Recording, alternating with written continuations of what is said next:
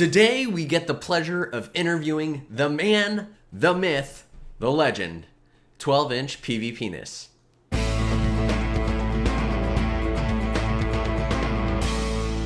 Hello, ladies and gentlemen. Welcome back to another Rise of Kingdoms interview with a Rise of Kingdoms content creator video from your very own Shappy Gaming. And today, I have the pleasure of interviewing 12-inch PvPness. Hey, glad to be here. I am so glad that you can make it on. Thank you for joining. I'm super pumped. The first question I have to know, where'd the name come from? So I used to play this game called League of Legends. I guess I still play it sometimes. But I can't remember what my old name was. But one day I was like, oh, like I want another name, and so I just went through a list of names, and I saw it. Apparently, it used to be like a guild in World of Warcraft or something. So sometimes people would be like, oh my god, like do you play WoW? But no, yeah, I just pulled out randomly, and I thought it was pretty good. I have to say, stole it is by far one of the most clever YouTube names that I have seen, and I'm astonished that you can get away with it. Yeah. I've gotten. I was sponsored for another game, and I've gotten a couple other independent sponsorships, and no one has ever cared. Oh my god. Yeah. It is incredibly clever, so I have to give you props on that. I'm a big fan. It's good. Me too. So tell us a little bit about yourself. Who are you? How did you get on this scene? What's your deal? So I'm people generally just call me 12 or 12 inch. You know, the whole PvPness is generally cut off for simplicity's sake. I'm 23. I do YouTube full time for I think like 2 years now. Look at maybe you. almost 3. Yeah, I mean I'm not like a wealthy YouTuber, but I can sustain myself, and that's a goal in its own, I suppose. But yeah, I mean, I live in Texas, and I just make content and try to play rock as much as I can. And yeah, so that's about it. There you go. It's a pretty good background. I think I've gotten to know you just a little bit better there. What other games do you play? You mentioned you played League of Legends. But do you have games you play on the side that obviously you don't make videos for? Yeah, I wouldn't say I hate mobile games. I just strongly dislike most of them. I think rock is really good. I just almost never play anything. So I've been playing like Fallout 4 a lot recently. Yes. I used to be a professional coach and booster in League of Legends, and that used to be just what I did. Like Faster Than Light, Into the Breach, type of indie roguelike games. I really like those. Age of Empires, like RTS titles like that are generally pretty good, like StarCraft and stuff. Yeah, just anything like strategy based is generally something I'm interested in. Oh man, so you're a real gamer. I gotta ask, you said Fallout 4. Have you played Fallout 76? I watched some videos on it, and I saw it was kind of a burning dumpster fire. I remember the special edition helmets had mold growing inside them. Oh god. And the whole canvas bag thing. After Fallout 4, I was a little disappointed with the storyline, and then Fallout 76 was an absolute dumpster fire, and I was like, you know what? I was like, I can live my life on Fallout 4 and previous, and I'll be fine. So unpopular opinion, at least I think it is. Fallout 76 has been patched now to the point where it's actually a pretty good game. Definitely give it a chance. I've put far too many hours of my life into it. I heard it got better over a long period of time, but the thing is, they could have released it much better. So it may be a No Man's Sky situation, but it's not my Fallout 76. I will allow you to enjoy yourself out there. Or like a Cyberpunk launch. I don't think many things can beat that. True. Oh man. Well, I forgot to plug, but I'll do it now. If you guys haven't subscribed to myself or 12-inch, be sure to do that now. His channel is going to be linked on the top right side of your screen now, and then I'm on the bottom right where his face is. So, you play a lot of strategy games. How did you find Rise of Kingdoms? Were you looking for it, or were you just kind of looking for a strategy game? It was lockdown, so I was just really bored, and I was like, I really want to play, because I played. I think when I was a kid, early high school, I played a pretty decent amount of Clash of Clans. I played Game of War, Fire Age, before like it got really crazy. Back when like the Kingdom Builder genre had like just come out and was just really big, I played some of those. And then later on, obviously, you kind of get disillusioned with it. But I was in lockdown. I realized I had a lot of time, and I think I played like Lords Mobile, and I was like, the FTP here kind of sucks, and so I quit that, and then I found Rock. I didn't get an ad or anything. I was just looking around for mobile games, and I was like, oh, this looks pretty cool. Then I saw the open field, and I was like, this is crazy. I was like, I've never seen a game with this. So yeah, it was pretty good. That's awesome. I remember I was looking for Civ, so I've always been a big strategy guy too, and I loved Civ, and I was like, I wonder if there's like a mobile game version of this that's fun, and then I stumbled upon Rise of Kingdoms, and my life was changed forever. For the better, right? Not for the wallet, but for the better for sure. So how long have you been playing? Let me see. I started playing, I want to say December of 2019 was my first account. And I played that for like 400 or something days. I started out in 1628, migrated back to 1576, migrated back to 1343. And then I want to say I played a Heroic Anthem when Crystal Tech, the first Heroic Anthem.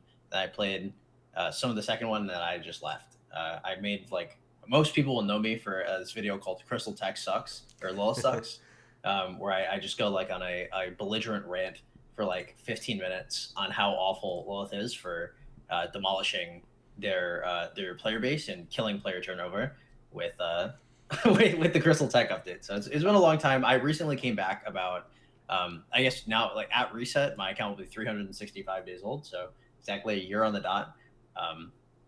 I came back and I was like, I'm tired of playing Infinite Galaxy. That's the game I was sponsored for. It was not a bad game. I was just I just did not have like very much viewership on it. I made good money, but it was just like I make content like if a tree falls in the forest, does a tree really fall? Yeah. Like if I'm streaming for like 6 viewers, I mean I guess I'm making money, but like I make content because I enjoy like my audience and like talking to people and stuff, and I got that with Rock. Now I'm poor, but it is what it is. It's okay. That's how it goes.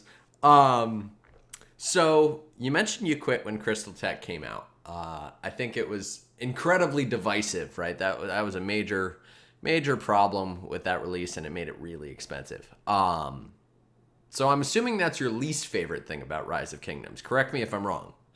Kind of. Well, I mean, like the main issue with Rock at that time is ironically like one of the issues they just had, because they had like a really good like maybe like 10-14 month like non mess up spree, but when they when like at that point they'd had the healing update, which I agreed with the healing update. I didn't think it was bad, but it was like horribly unpopular. And then I can't remember, then they had Crystal Tech. They deleted the alliances of like the first 20 kingdoms. I don't know how long you were playing. Yeah, basically, I remember that. Yeah, it was crazy, right? And there was like no community posts or like anything. And I would say like the weakest part of the game, I mean, it could be Crystal Tech, but I think the bigger issue is like the way the companies work. So you have the Legio as the developer and Lilith as a publisher. Yeah. And they both got in really early, right? And like neither side would want to sell themselves out or buy themselves out, but there's a huge disconnect between them, right? So Lilith like generally cannot like manage the community enough, and Legio doesn't have a liaison to the community enough to like do, like they'll just do things, right? Even if they think it's bad, like they'll just do it because they want to do it. And like Lilith basically has to make them look as good as possible, but sometimes the heat is too much, and so Lilith will just like hide. And it's not like I don't blame them, right? Like Rusty and the mod team and Cheesecake, like these are all real people with like lives, and obviously they're sensitive to like certain like mass community uproars, but like sometimes they'll release some really terrible stuff like the Fort nerf, right? And they'll hide in their shells until like people stop talking, and then they'll come out again because like people will just stop after a certain amount of time. It's like, oh, okay, set the alarm for like 2 days, put the chat on slow mode, and we'll wake up when people stop caring. And it's I've I guess. never really understood the relationship between the two. So this is kind of like a look behind the curtain, I think. This And is as I understand it. I have I guess more experience with like because when I was first here, obviously I just started making content for Rockets the first time I ever went like full time content wise. But like after going to Infinite Galaxy and like talking to like developers and publishers and like so some things just happen, right? Like the devs will just do it and they'll be like, oh, like don't worry about this. Like well, that's a great example. Like the gem node oh nerf yeah, I remember that they tried to that. put in. So I'm actually fairly certain they submarined a nerf in because the gem gathering, like marches that I had that used to gather gems in like 45 seconds a piece, are now like spending like 30 minutes or like 33 on a node that is 30. So obviously there's a Oh disconnect there. Now I don't wow. really care. Like it's not like a crazy amount, but it's like oh like you guys put in something that said you're gonna nerf gem gathering speed and everybody freaked out. So you're like oh guys don't worry it's just a typo. And like a week later it's like okay now that nobody notices like we'll just put in that like who cares. Like, that's the weakest part. I mean like Crystal Tech is bad but it's a symptom of a larger thing. I think that the main issue with Crystal Tech is like when it first came out there's like the car bugs, so like other people could attack and take your car boxes. Yes, Um, I they hated that. deleted. Yeah, yeah. Well, I mean, you could do that. They deleted like the top 20 alliances. Um, they didn't consult like anybody on Crystal Tech, which is crazy, right? So like all the bugs that people like talked about being in there, they just because like they had It's the beta fine. KVK like 1 to 20, right? And then the Kahar bug was known at that point. And then they released the full KVK to everybody, and the Kahar bug was still there. And I was like, guys, there's no possible way that you guys release this. And then there's like the troop duplication bug as well that was in there. Oh, I remember Uh, that. yeah, there's just that was a really dark time for us. And And you it's stuck slightly through better now, that. but huh? And you stuck around through that. I totally quit. No, I most definitely quit, and I came back after a while because I heard Rock was getting much better. Now, yeah, they're misbehaving a little bit now, I guess, but it is nothing compared to how bad it was previously. So let's flip it on its head, right? What we've complained a fair bit. Everyone in the comments, I'm sure, also has their own complaints. Feel free to share them. I'd love to read them.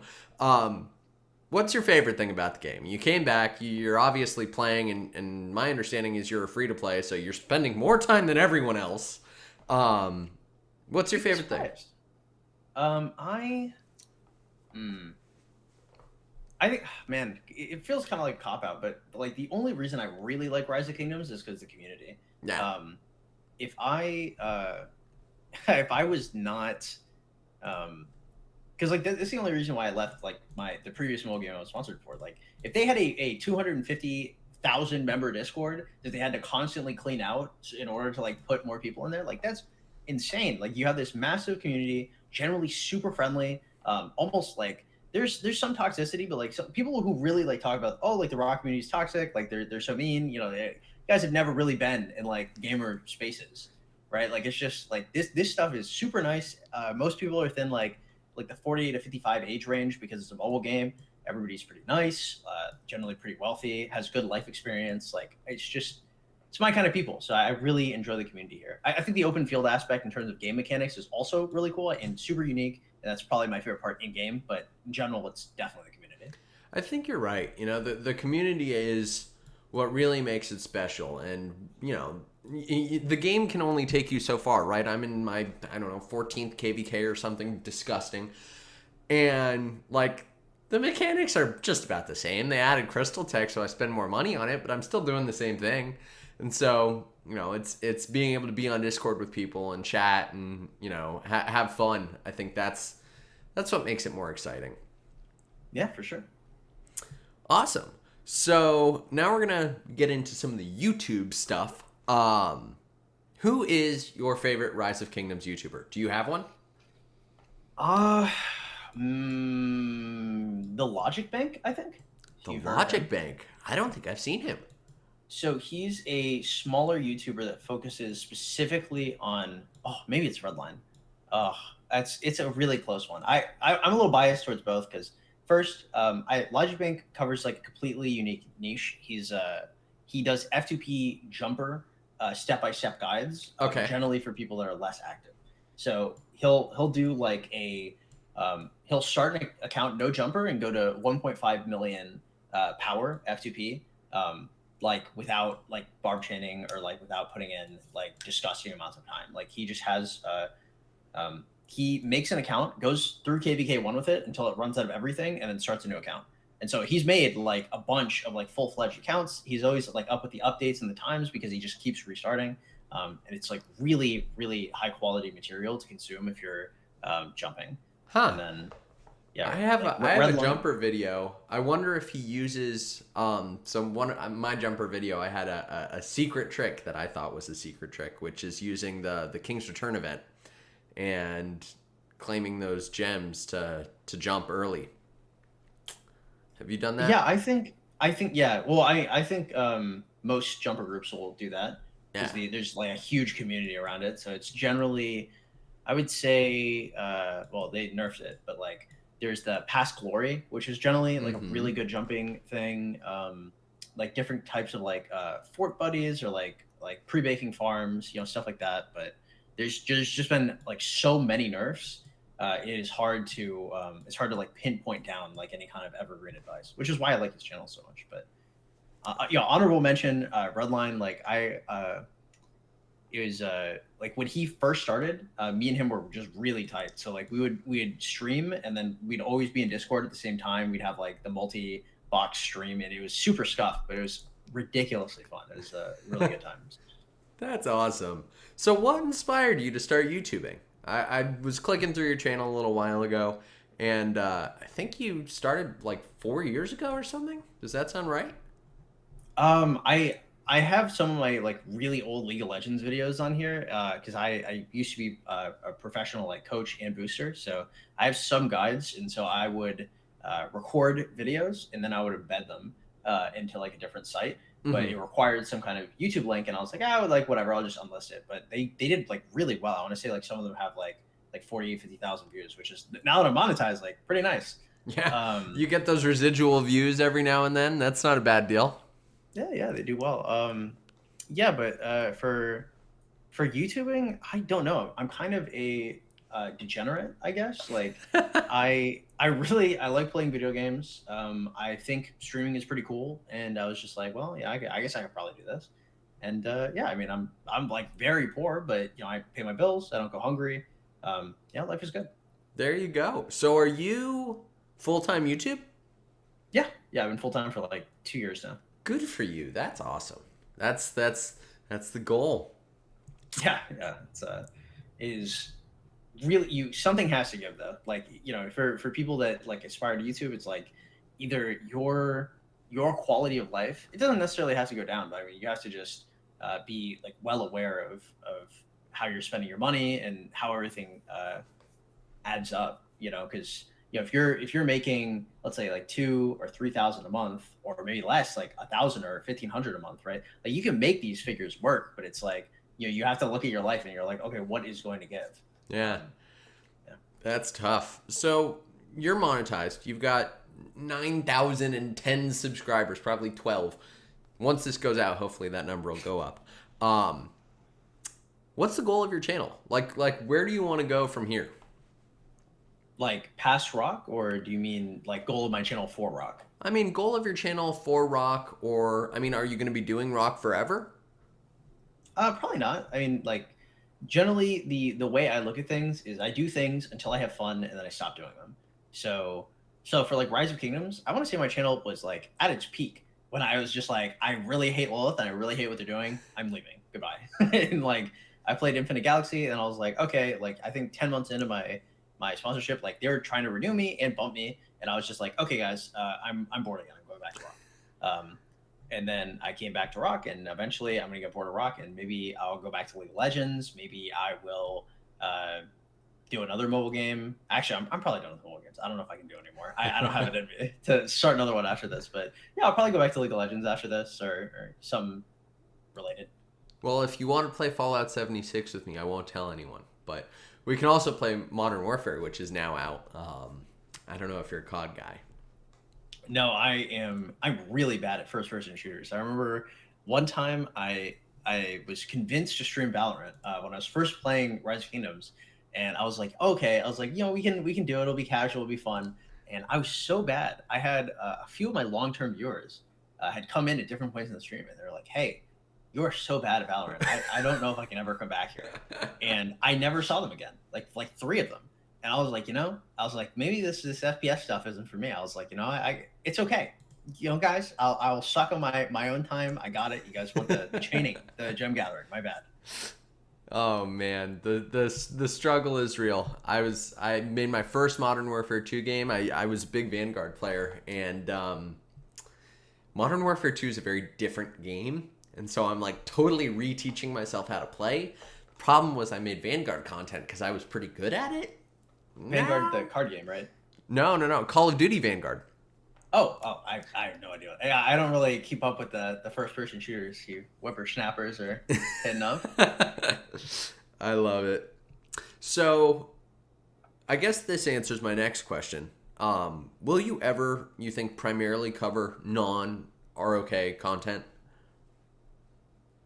I mean, probably, yeah. Once I quit Rise of Kingdoms, as long as I still plan to be a YouTuber, yeah, it'll probably be like almost certainly if I quit Rock, unless something crazy comes out that's like super cutting edge that I absolutely love that I could just break into.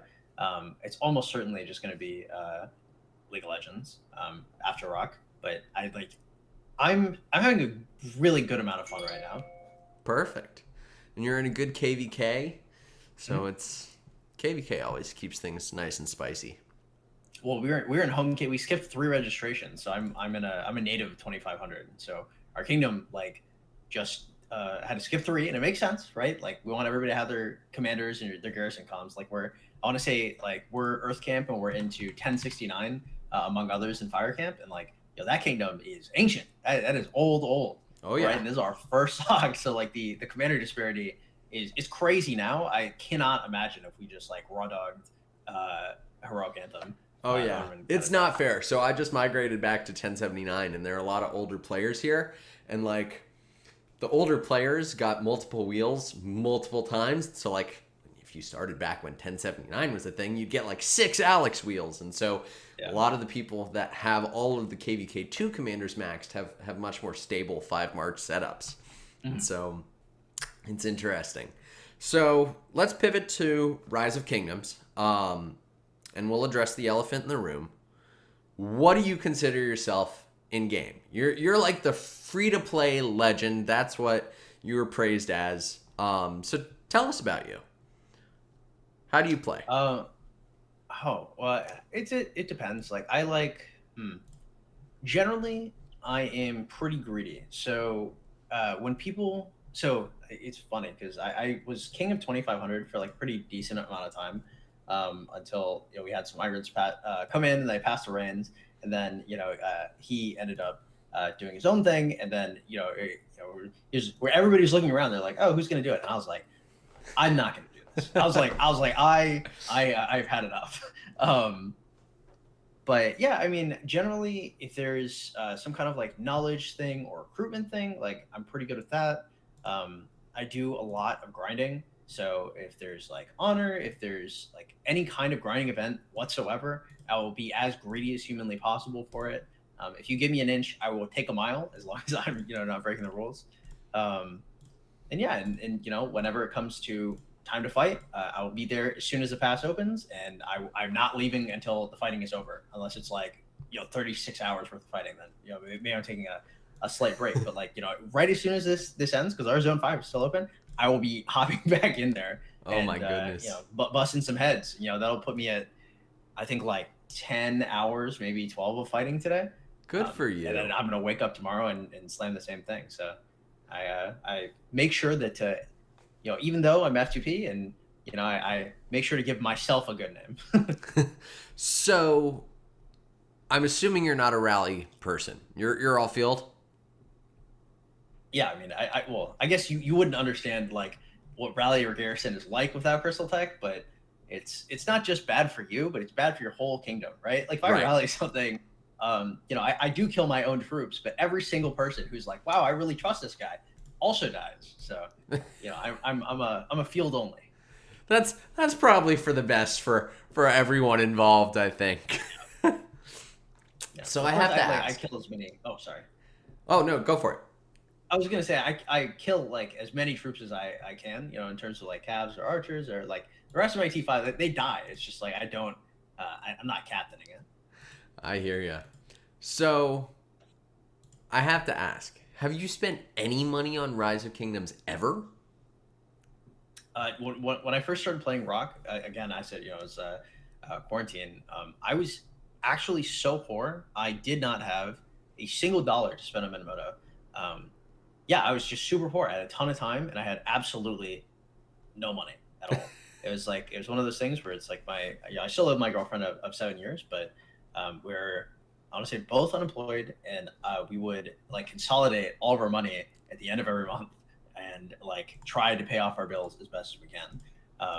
Now like I make enough to where like it's fine and like everything exists well, but at the time I did not have any money for anything. I didn't know there was an F2B community, like none of that. I just never spent, and I want to say I got to like 8 or 10 million power, and I was looking around for like F2P content, and like Shinchi was making content, Shiskel was making content, Ronnie was making content, and it was like I want to say like Shinchi had said something about investing in a Chow Chow as like a cavalry F2P, and like Ronnie had said something about like 5511 Genghis Khan being a good F2P investment, and like Shiskel had said something else that was like probably like not terrible, but like all right. And I was like, oh, I can make my own videos on this. I was like, surely there's a gap in knowledge here. So yeah, that was the um, thesis of everything, because like I did not have any money to spend, and then afterwards I found out there was an FTP community. I was like, oh, this is really cool. So how do you do it? Do you have how many farms do you have? I because I've been playing for a long time, and I have like 4 farms, and I still have problems maintaining my resources for KVK. And the traditional wisdom is you farm gems, but farming gems requires that you check in on the game just about every 5 minutes, right? So, how do you do it? Do you have like a routine? Um, hmm.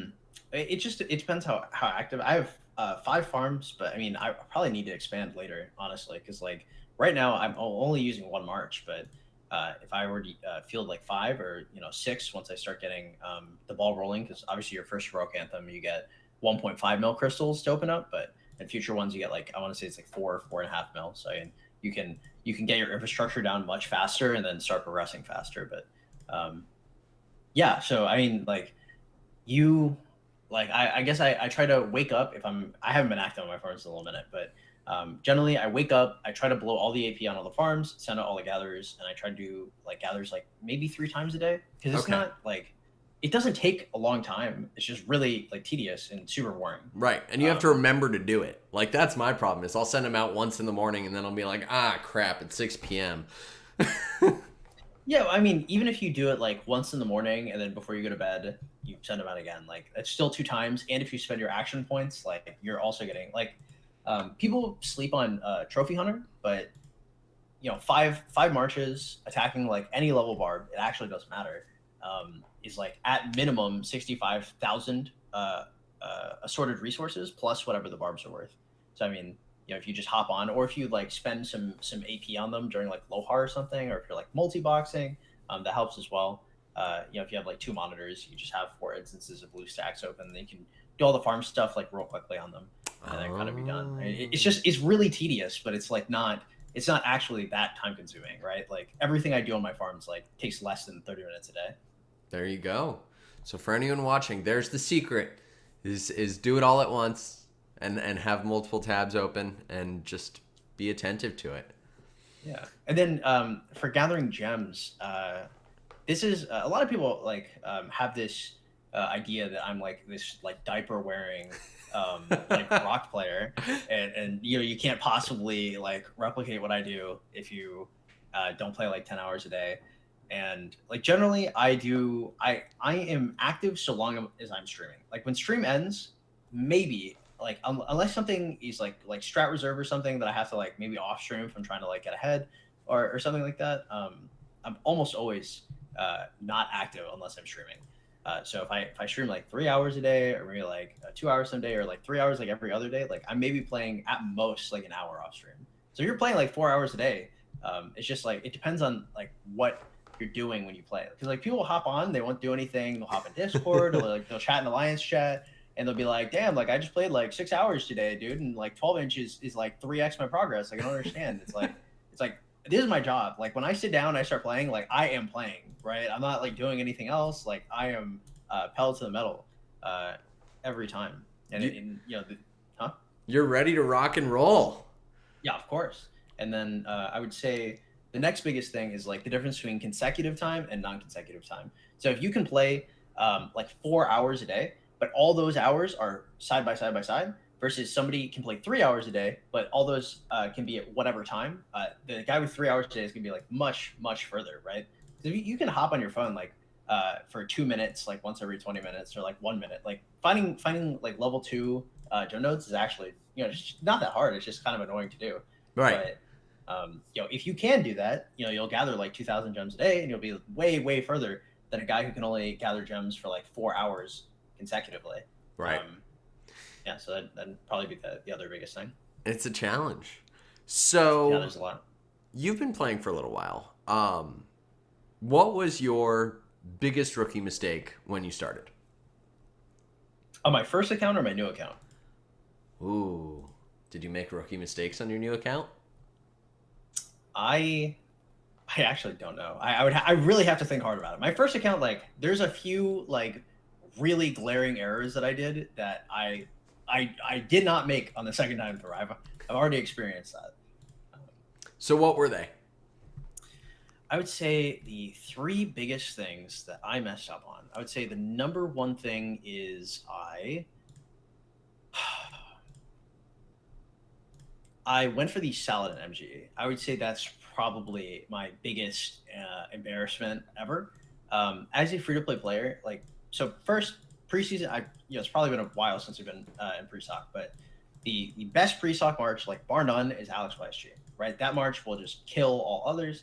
If you see like an Ed Tommy or like a Saladin YSG or Saladin Ethel or Saladin Khan in the open field, you got Alex YSG. Chances are you're taking them out, right? Right. I was on the open field F2P versus like cross season migrants, and I was absolutely taking names. Okay, it was not hard at all. But I used to also suggest that people don't go for the Saladin MG because Cav is weaker and the MG is really contested. And then I was like, maybe I can do this. I was like, I'm the F2P god. I was like, I'll just go for it. Horrible, terrible, unbelievably bad idea. Because I got a Zenith of Power skin like later, and it was so close. I almost lost it. Like I had to like gem troops in order to really? win that.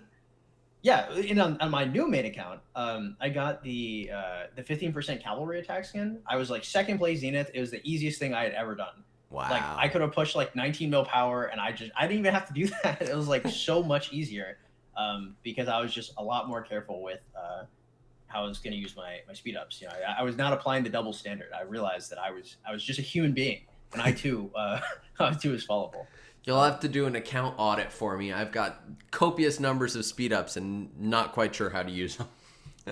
Yeah, well, I actually I do that. I provide a coaching service. It's like $20 a person, but I do like a Discord, like general like hour call coaching service. But it's almost all like high spenders or whales that message me for that. I've actually never had a F2P message me for coaching, ironically.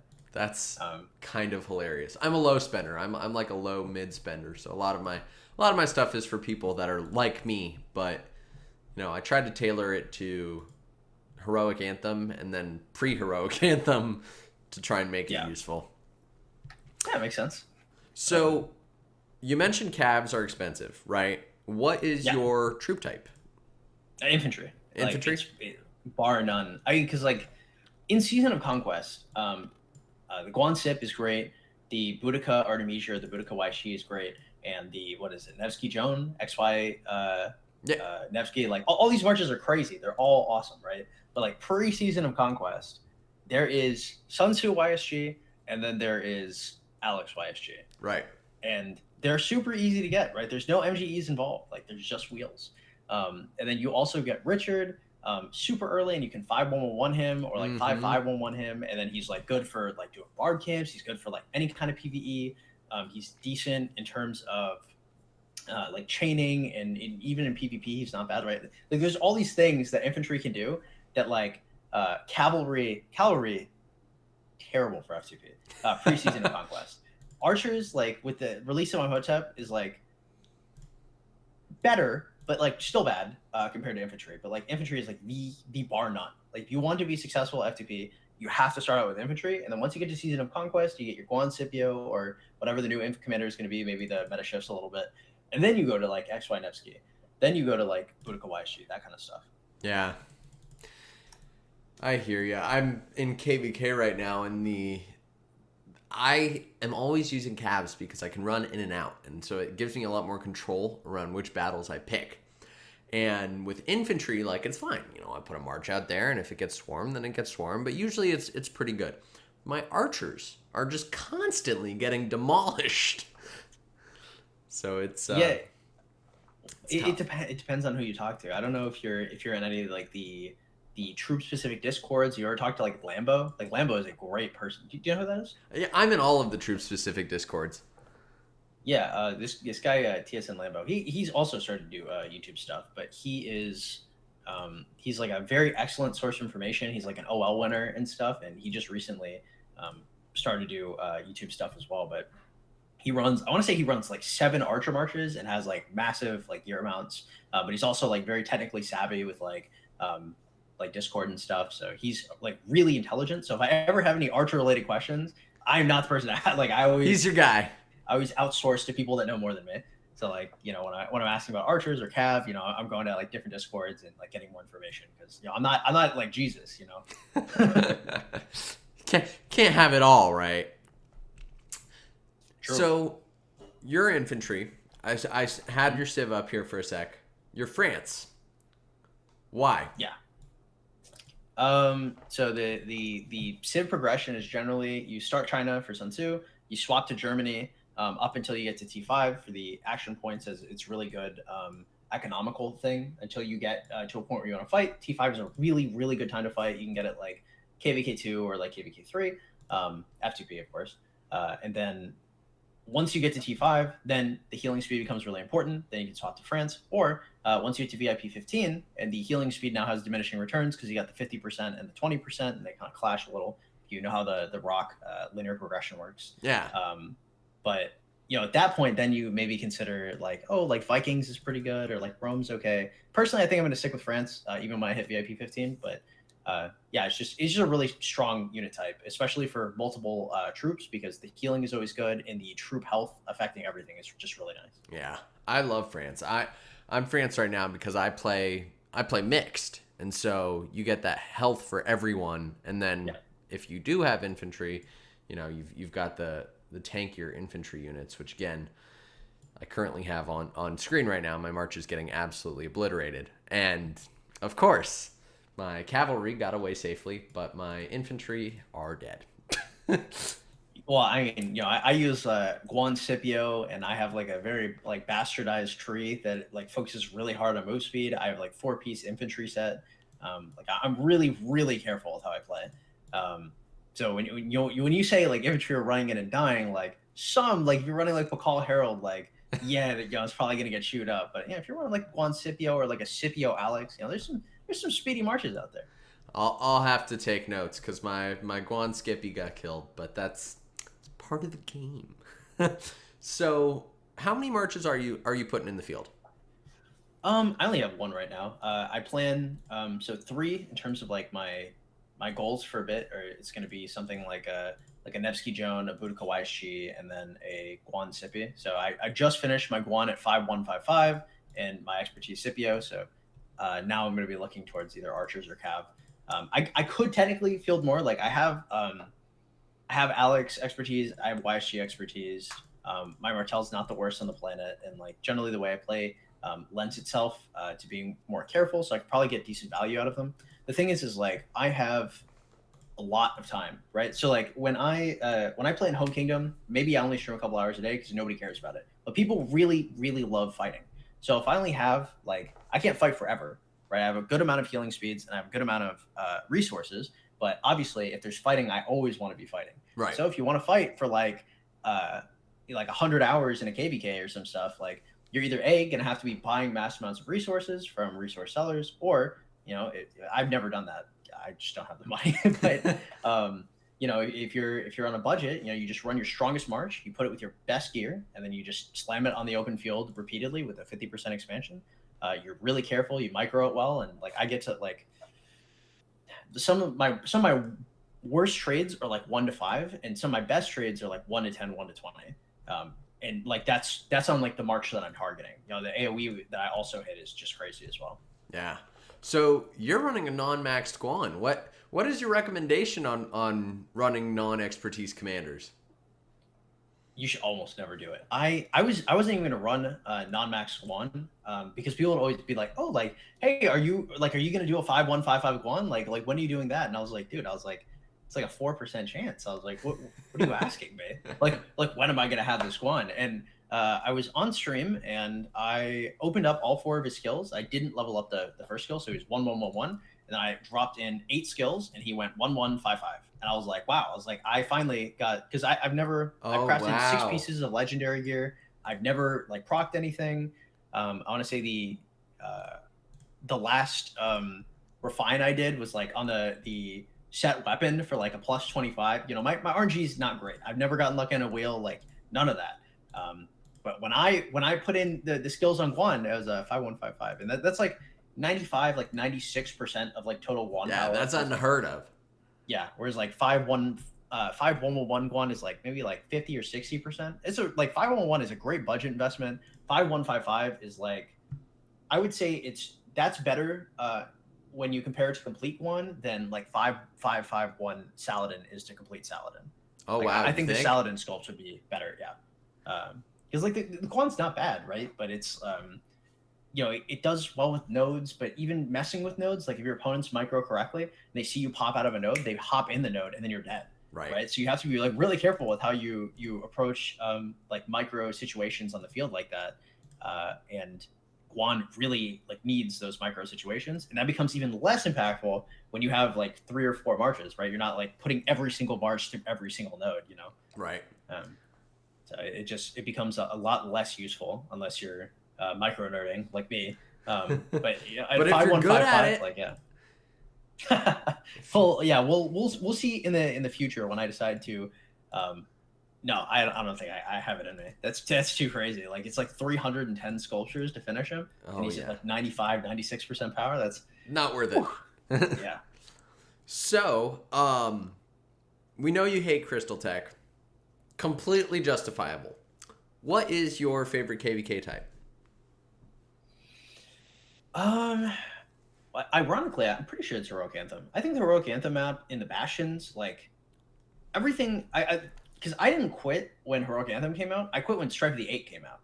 Really? Strife of the 8 came out. I was like, this map is literally KVK2 with like 4 lines run in it to take away like the concept. Because like basically they're like, okay, we don't want any more corner kingdoms, right? Right. So what I thought was going to happen is they were going to give like new lines of access or something cool like that. But instead, they made every kingdom a corner kingdom by like putting lines in the middle to take the advantage away from people, right? So I wanted them to take disadvantages away. They took advantages away. That was super frustrating to me. I thought it was like very uncreative, and I thought that after such an awesome map like Heroic Anthem with the Bastions and the Zone 5s and then like the extra fights in the Kingsland, like I thought Heroic Anthem was really, really awesome.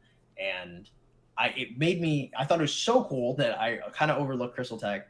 But I thought Strife of the 8 was so bad, I just quit immediately. So wow. I think I think KVK 3 Light versus Darkness, depending on your opponents, if everybody just surrenders, obviously it's sad, but I think the limited fighting really makes people antsy for the big fights. Kingsland, yeah. And then I think Heroic Anthem, I just really like the way the map's set up. That's probably my favorite. There you go. I think that's a very well thought out answer. I'm here for that. Well, that's awesome. My last question for you, and I know for those of you that have stuck around this long, if you're not subscribed, you definitely should be. Like, just do it. What do you hope to see come to Rise of Kingdoms? Like, what would get you really excited about the future of this game? I honestly don't know. I I don't want to be like too pessimistic, but generally, I when I look forward to things, it's because like what I have is already like as best as I can get it. Whereas like, um, I guess you don't have like VIP CS, like it might not make a lot of sense, but like sometimes my farms just like eat bans, right? And like if I talk to like CS, they'll tell me to like go screw myself, like stop cheating, bro. And it's like, well, like what do you like, like obviously. I'm not cheating. Like I stream all of my progress in all my games, so like banning me doesn't make any sense or like I think a really good stride they made with Crystal Tech recently was the Kalkaurak, and then I remember that getting nerfed before I got there. Yeah. I remember like Tech was made like cheaper, and then that was also changed before I got there. Like I had all these really high hopes for Crystal Tech, and then I got there, and it's not terrible. Like it's not as bad as it was, but like I was promised fireworks, and like I got there, and they're like, sorry, dude, we nerfed it, and I was like, Firecrackers. yeah, and they yeah, it's just very frustrating because like sometimes they release really good stuff, and it's not like I don't like the innovative stuff. Like formations have every opportunity to be good. I think the like museums for KVK2 commanders have like a great opportunity to be good. I'm looking forward probably to I don't want to say like a return to the status quo. I just want to see like if they make something good that everybody loves, I want to see them like generally keep it. And if they do something really bad, I want to see them generally like try to change it. But Yeah. we Just be more attentive, it sounds like. Yeah, well, it's not that they don't listen, right? Like the whole concept of Crystal Tech is because they were listening. Um, like I used to describe it as like a monkey's paw. Is like you ask for something, like people. So healing bots used to be like a huge issue, right? But nobody wanted them to nerf healing in the way that they did, right? So like, oh, like you want us to kill the bots? Like we'll kill all healing. And I was like, oh my god, like what are you doing, right? And people are like, hey, like we have to grind way too much for forts. Like we want other ways to get AP. And they're like, no more AP. And it's like, whoa. It's like slow down. Yeah. I hear you. Well, we are definitely at time. Thank you so much for joining me, 12-inch. Do you have any parting thoughts for the crew? Nothing too crazy. I really appreciate this opportunity, to speak my mind, and thank you for being so cordial. And yeah, hopefully you guys will drop them a like and a subscription. Really appreciate it a lot, man. Amazing. Well, thank you. Shappy out.